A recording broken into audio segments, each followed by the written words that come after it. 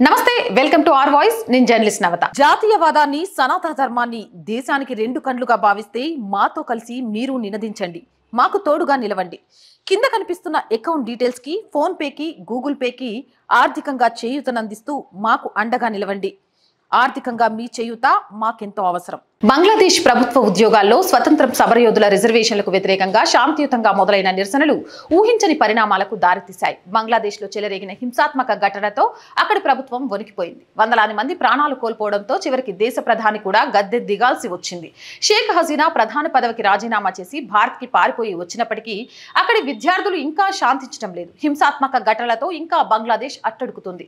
రాజకీయ అనిశ్చితి కొనసాగుతుంది. ఇక ఈ సమయంలోనే భారత్ లోకి అక్రమంగా బంగ్లాదేశీలు చొరబడుతున్నట్లు సమాచారం వచ్చింది. పెద్ద ఎత్తున ఆ దేశీయులు హైదరాబాద్ నగరంలోకి ప్రవేశిస్తున్నారనే సమాచారంతో పోలీసు యంత్రాంగం అప్రమత్తమైంది.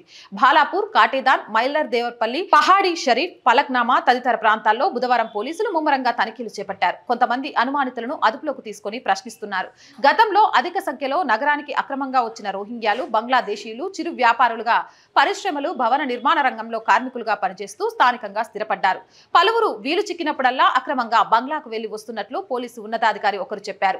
ఇటీవల వారి రాకపోకలు ఎక్కువగా పోలీసులు అప్రమత్తమయ్యారు. ఇదిలా ఉంటే 2 నెలల క్రితం కోలకత్తా నుంచి ఖమ్మం చేరిన బంగ్లాదేశ్ కి చెందిన 5 మైనర్లను బాల కార్మికుల్ని గుర్తించే ఆపరేషన్ ముస్కన్ లో పట్టుకున్నారు. వారంతా భవన నిర్మాణ కార్మికులుగా పనిచేస్తున్నట్లు దర్యాప్తులో గుర్తించారు.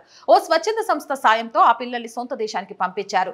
కాగా ఇటీవల సికింద్రాబాద్ లో ఓ మైనర్ సహా 5 పట్టుబడ్డారు. వారిని అరెస్ట్ చేసిన పోలీసులు ఎందుకొచ్చారని ప్రశ్నించగా చాంద్రాయని గుట్టలో ఉన్న తమ బంధువులు రప్పించినట్టు చెప్పారు.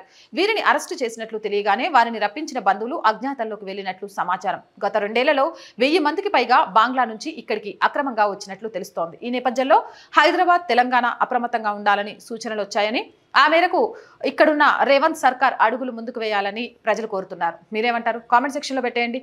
మోర్ వీడియోస్ కోసం మన ఛానల్ వెంటనే సబ్స్క్రైబ్ చేయండి. నచ్చిందా లైక్ చేయండి, షేర్ చేయండి, సపోర్ట్ చేయండి. జై భారత్.